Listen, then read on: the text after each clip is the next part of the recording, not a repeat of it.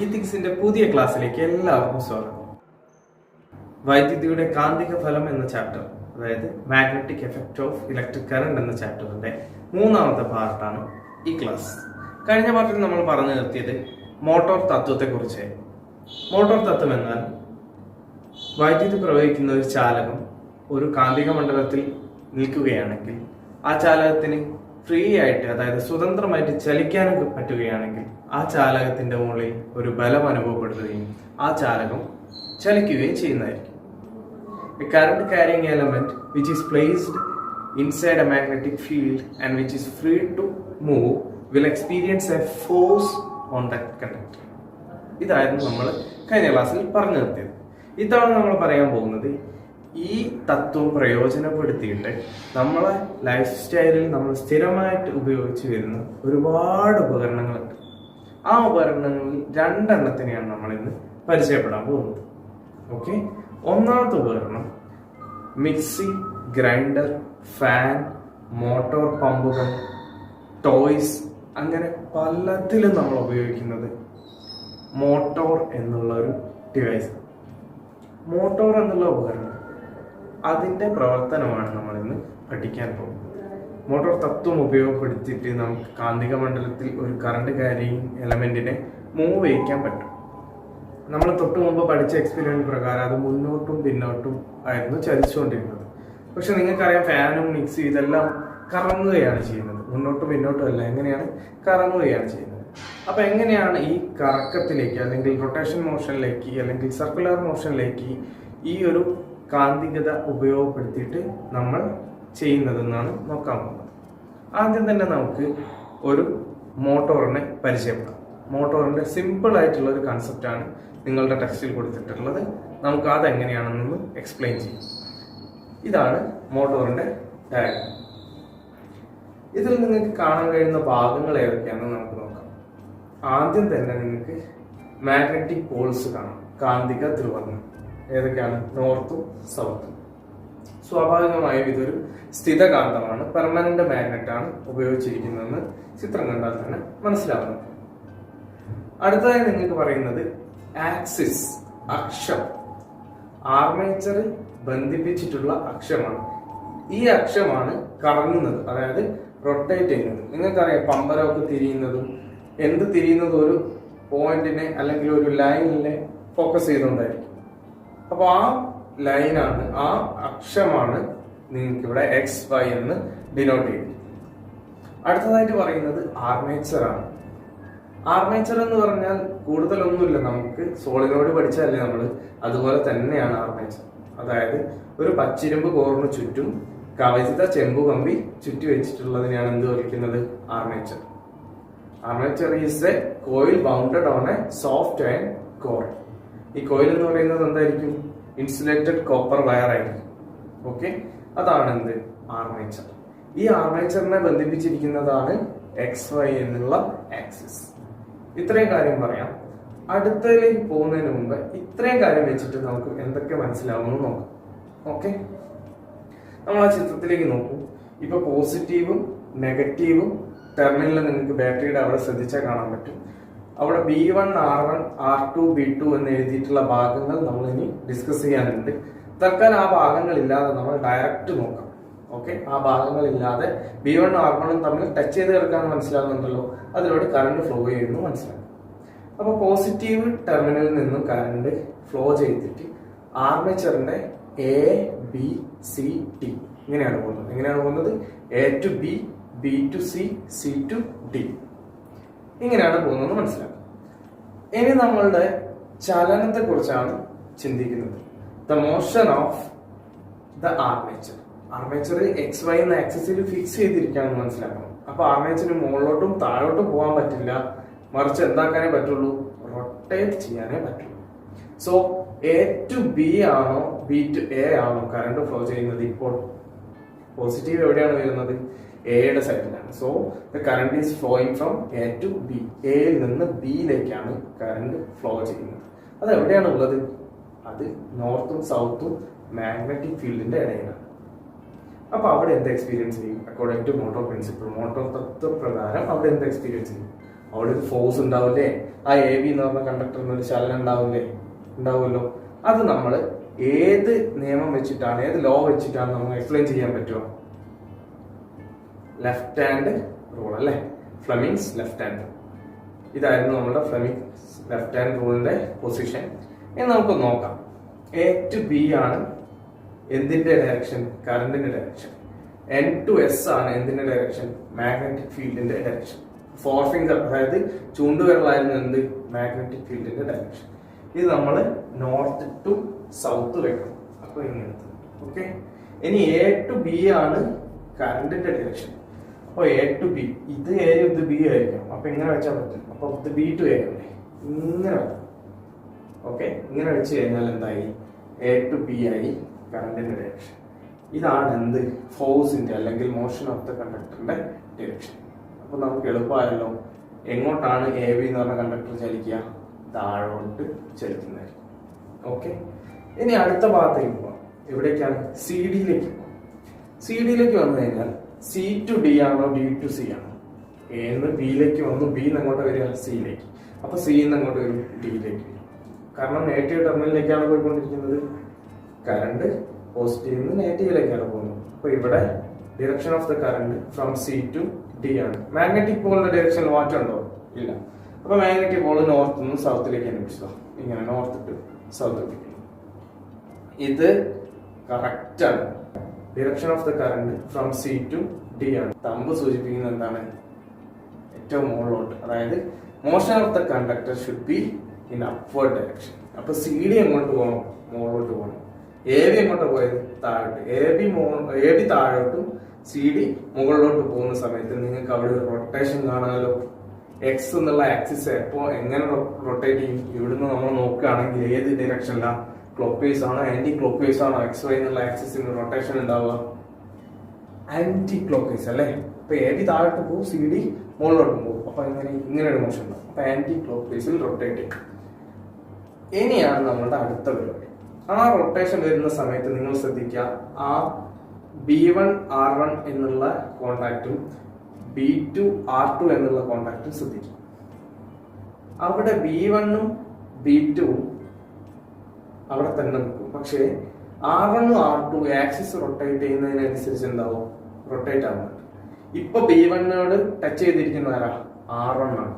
പക്ഷെ ഒരു റൊട്ടേഷൻ കഴിഞ്ഞ് സി ഡി ഇപ്പൊ എ ബി ഉള്ള ഭാഗത്ത് എത്തിക്കഴിഞ്ഞാൽ അവിടെ ആരായിരിക്കും ഉണ്ടാകുക? B1നോട് ടച്ച് ചെയ്തിരിക്കുന്നത് R1 അല്ല R2 ആയിരിക്കും. അപ്പുറത്തെ സൈഡിൽ B2നോട് ടച്ച് ചെയ്തിരിക്കുന്നത് R2 അല്ല R1 ആയിരിക്കും. ഇവിടെയാണ് ട്വിസ്റ്റ്. ഓക്കെ. ഇതിനെയാണ് സ്പ്ലിറ്ററിംഗ് ആൻഡ് ഗ്രാഫൈറ്റ് ബ്രഷ് അറേഞ്ച്മെന്റ് എന്ന് പറയുന്നത്. സ്പ്ലിറ്ററിംഗ് കമ്മ്യൂട്ടേറ്റർ എന്ന് പറയുന്നത്. ഈ രണ്ട് കാര്യങ്ങളാണ് നമുക്ക് പഠിക്കാനുള്ളത്. ബാക്കി നേരത്തെ നമ്മൾ ആർമേച്ചർ വരെ പറഞ്ഞു. എന്ന് ശ്രദ്ധിക്കുക, എന്താണ് സ്പ്ലിറ്ററിംഗ്, എന്താണ് ഗ്രാഫൈറ്റ് ബ്രഷ്? ആദ്യം ഗ്രാഫൈറ്റ് ബ്രഷ് എന്താണെന്ന് ഞാൻ പറഞ്ഞു. ഗ്രാഫൈറ്റ് ബ്രഷ് എന്ന് പറഞ്ഞാൽ ഒരു കണ്ടക്ടർ തന്നെയാണ്. പക്ഷേ സാധാരണ ഒരു കണ്ടക്ടറിന് പകരം ഗ്രാഫൈറ്റ് ബ്രഷിന് ഉപയോഗിക്കാൻ പല കാരണങ്ങളുണ്ട്. രണ്ട് കണ്ടക്ടർ തമ്മിൽ ഇങ്ങനെ ടച്ച് ചെയ്ത് എപ്പോഴും ഇങ്ങനെ പോകുന്ന സമയത്ത് അവിടെ സ്പാർക്ക് ഉണ്ട്. പക്ഷെ ഗ്രാഫൈറ്റ് ബ്രഷിന് സ്പാർക്ക് റെഡ്യൂസ് ചെയ്യാനുള്ള കഴിവുണ്ട്. അതുകൊണ്ടാണ് നമ്മൾ ഉപയോഗിക്കുന്നത്? ഗ്രാഫൈറ്റ് ബ്രഷിനെ ഉപയോഗിക്കുന്നത്. ഗ്രാഫൈറ്റ് എന്ന് പറഞ്ഞാൽ കാർബണിന്റെ ഒരു രൂപാന്തരമാണ്, നിങ്ങൾക്ക് പഠിക്കാനുണ്ട്.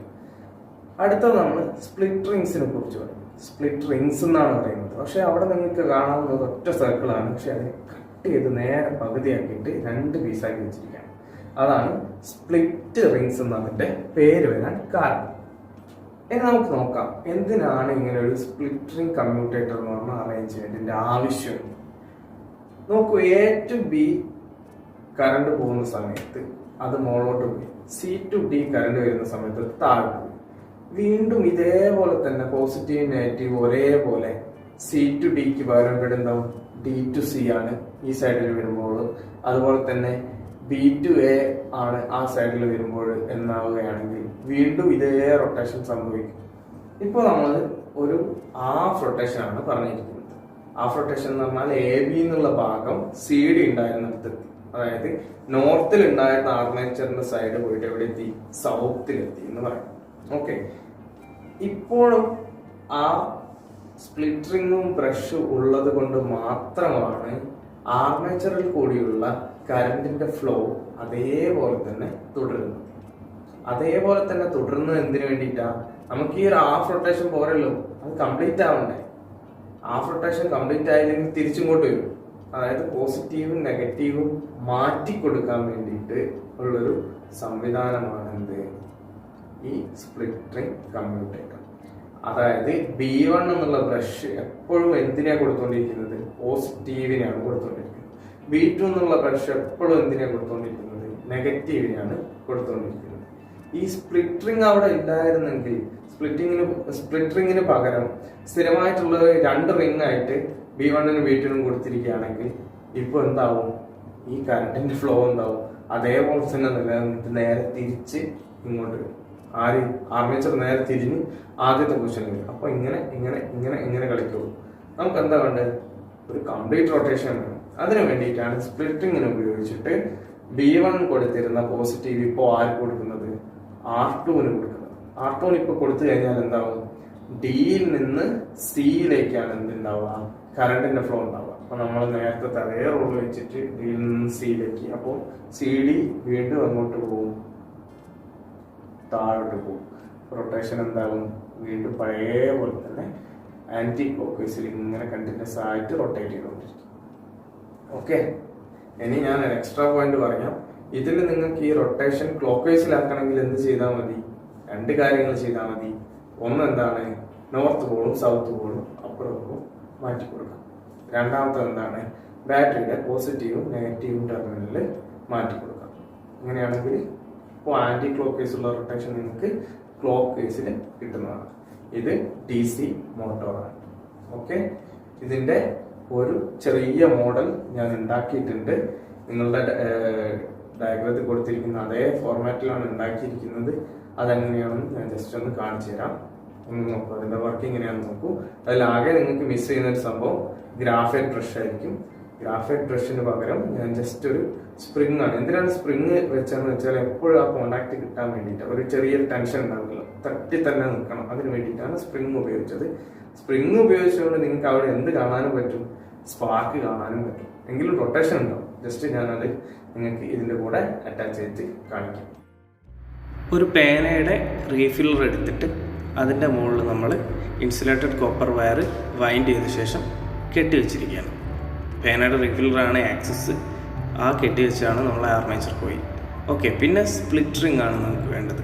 സ്പ്ലിറ്റ് റിംഗ് ഉണ്ടാക്കാൻ ആർമേച്ചർ കോയിലിൻ്റെ അറ്റത്ത് നമ്മൾ ഇൻസുലേഷൻ കളഞ്ഞ ശേഷം അവിടെ 2 സെമി സർക്കിളായിട്ട് നമ്മൾ ഒട്ടിച്ചു കൊടുക്കുകയാണ്. നമ്മളുടെ അലൂമിനിയം ഫോയിലില്ലേ, അലൂമിനിയം ഫോയിൽ റൗണ്ട് ഷേപ്പിൽ ഒട്ടിച്ചു കൊടുക്കുന്നു. അവിടെ ഒരു എക്സ്ട്രാ കട്ടിയുള്ള ഫില്ലർ വെച്ച് ആദ്യം ഒട്ടിച്ചിട്ടുണ്ട്. ഇതാണ് നമുക്ക് കിട്ടിയിരിക്കുന്ന നമ്മളുടെ സ്പ്ലിറ്റ് റിങ്സ്. നിങ്ങൾക്ക് അവിടെ ശ്രദ്ധിച്ചാൽ കാണാം, അവിടെ ഒരു ഹാഫ് സർക്കിൾ സ്പ്ലിറ്റ് ആയിരിക്കുകയാണ്. ഇത് ഒട്ടിച്ച് വെച്ചാണ് ജസ്റ്റ് അലൂമിനിയം ഫോയിൽ അവിടെ ഒട്ടിച്ച് വെച്ചിരിക്കുകയാണ്. Aluminium foil കണ്ടക്ടറാണല്ലോ. ഓക്കെ, പിന്നെ ആ ഫില്ലറിൻ്റെ അറ്റത്തായിട്ട് ആ ഗ്രൂവിൽ നിന്ന് ഇളകി പോകാതിരിക്കാൻ ജസ്റ്റ് ഒരു സപ്പോർട്ട് കൊടുക്കും. അപ്പോൾ നമ്മൾ വളരെ സിമ്പിളായിട്ടൊരു സ്പ്ലിറ്റ് റിങ്ങിൻ്റെ മോഡൽ ഉണ്ടാക്കിക്കഴിഞ്ഞു. നമ്മുടെ ആർമേച്ചറും ആക്സിസും സ്പ്ലിറ്റ് റിങ്സും ഇപ്പോൾ റെഡിയാണ്. ഇനി നമുക്ക് വേണ്ടത് മാഗ്നറ്റാണ്. ഞാനിവിടെ എടുത്തിരിക്കുന്നത് 2 മാഗ്നറ്റ് ഉണ്ട്. അതുപോലെ തന്നെ അത് ആർമേച്ചർ നമുക്ക് ഒട്ടിച്ച് വെക്കാൻ വേണ്ടിയിട്ടുള്ളൊരു സ്റ്റാൻഡ് ഞാൻ ജസ്റ്റ് ആവശ്യമുള്ള സാധനങ്ങൾ വെച്ച് ഉണ്ടാക്കിയിട്ട് കുത്തനെ ഇവിടെ ഒട്ടിച്ച് വെച്ചിരിക്കുകയാണ്. താഴെ ഗം വെച്ചിട്ട് ടേബിളിൽ ഡയറക്റ്റ് ഒട്ടിച്ച് വെച്ചിരിക്കുകയാണ്. അതിലേക്ക് എന്നിട്ട് നമ്മളുടെ ആർമേച്ചറും ആക്സിസും സ്പ്ലിറ്റ് റിങ്സും കൂടിയുള്ള സെറ്റപ്പ് നമ്മൾ ഇറക്കി വെക്കണം. അത് ഫ്രീ ആയിട്ട് റൊട്ടേറ്റ് ചെയ്യാൻ പറ്റിയ രീതിയിലായിരിക്കും ഇപ്പോൾ നിൽക്കുന്നത്. ഇനി നമുക്ക് മാഗ്നറ്റ് വെക്കാൻ വേണ്ടിയിട്ടുള്ള സ്റ്റാൻഡ്. തൽക്കാലം ഞാൻ 2 ബാറ്ററിയാണ് യൂസ് ചെയ്യുന്നത്. ബാറ്ററീൻ്റെ ഉപയോഗമൊന്നുമില്ല, എങ്കിലും ജസ്റ്റ് 2 സ്റ്റാൻഡായിട്ട് ബാറ്ററി യൂസ് ചെയ്യുന്നു. നമ്മൾ മാഗ്നറ്റിൻ്റെ നോർത്തും സൗത്തും പോൾ ഫേസ് ചെയ്യുന്ന രീതിയിൽ 2 മാഗ്നറ്റ്സ് ആ ബാറ്ററിയുടെ മുകളിൽ ഒട്ടിച്ച് വെക്കുന്നു. ഇത് സൗത്ത് പോളാണ്, മറ്റത് നോർത്ത് പോളാണ്. ഇനി നമുക്ക് സ്പ്ലിറ്റ് റിങ്സിനോട് ഗ്രാഫൈറ്റ് ബ്രഷ് പോലുള്ളൊരു സെറ്റപ്പ് വേണം. ഇനി നമ്മൾ ഉപയോഗിച്ചിരിക്കുന്നത് പേനയുടെ റീഫില്ലർ തന്നെയാണ്. ആ റീഫില്ലറിൻ്റെ സ്പ്രിങ് ഇല്ലേ, അത് 2 പീസാക്കിയിട്ട് കട്ട് ചെയ്തിട്ട് ഒരെണ്ണത്തിന് പോസിറ്റീവ് വയറും കൊടുത്ത് ഒരെണ്ണത്തിന് നെഗറ്റീവ് വയറും കൊടുത്തു. നെഗറ്റീവ് വയർ നമ്മൾ അവിടെ ഒട്ടിച്ച് പോസിറ്റീവ് വയറും അവിടെ ഒട്ടിച്ച് വെച്ചിട്ട് സ്പ്ലിറ്റ് റിങ്ങിനോട് എപ്പോഴും ടച്ച് ചെയ്ത് നിൽക്കുന്ന രീതിയിൽ തന്നെ അറേഞ്ച് ചെയ്ത് വെച്ചിട്ടുണ്ട്. ഇതാണ് നമുക്കിപ്പോൾ കിട്ടിയ സെറ്റപ്പ്. ഒന്ന് നോക്കാം. ഇതാണ് നമ്മുടെ സ്പ്ലിറ്റ് റിങ്ങും ഗ്രാഫൈറ്റ് ബ്രഷും അതായത് സ്പ്ലിറ്റ് റിംഗ് കമ്മ്യൂട്ടേറ്റർ. നമ്മുടെ ആർമേച്ചർ, ആക്സിസും മാഗ്നറ്റിക് പോൾസുമാണ്. 2 മാഗ്നറ്റാണ് വെച്ചിരിക്കുന്നത്. ഓക്കെ, ആർമേച്ചർ ആക്സിസിൽ ഫ്രീ ആയിട്ട് റൊട്ടേറ്റ് ചെയ്യാൻ പറ്റിയ രീതിയിലാണ്. നമ്മളിപ്പോൾ കണക്ട് ചെയ്തിരിക്കുന്നത് ഒരു 9 വോൾട്ട് ബാറ്ററി ആയിട്ടാണ്. ഇത് അത്യാവശ്യം കുഴപ്പമില്ലാത്ത ആപ്പ് ചെയ്യുമ്പോൾ തന്നെ നമുക്ക് കറങ്ങുന്നതാണ്. നമ്പർ ഓഫ് ടേൺസ് കൂട്ടിക്കഴിഞ്ഞാൽ ഇനിയും സ്പീഡിൽ കറങ്ങും, നിങ്ങൾക്കറിയാലോ. ഇതാണ് നമ്മളുടെ ഒരു സിമ്പിൾ സെറ്റപ്പ്. നിങ്ങളുടെ ടെക്സ്റ്റ് കാണിച്ചിരിക്കുന്ന അതേ കൺസെപ്റ്റിലാണ് ഉണ്ടാക്കിയിരിക്കുന്നത്. മനസ്സിലാക്കാൻ വേണ്ടിയിട്ടാണ് ഇങ്ങനെ ഉണ്ടാക്കിയത്. അവിടെ ഒരൊറ്റ ആർമേച്ചർ കോയിലല്ലേ നിങ്ങൾക്ക് കാണിച്ചിട്ടുള്ളൂ. അത് മൾട്ടിപ്പിൾ ടേൺസ് ആണെന്ന് ഇതിൽ നിന്ന് നിങ്ങൾക്ക് മനസ്സിലാക്കാൻ പറ്റും.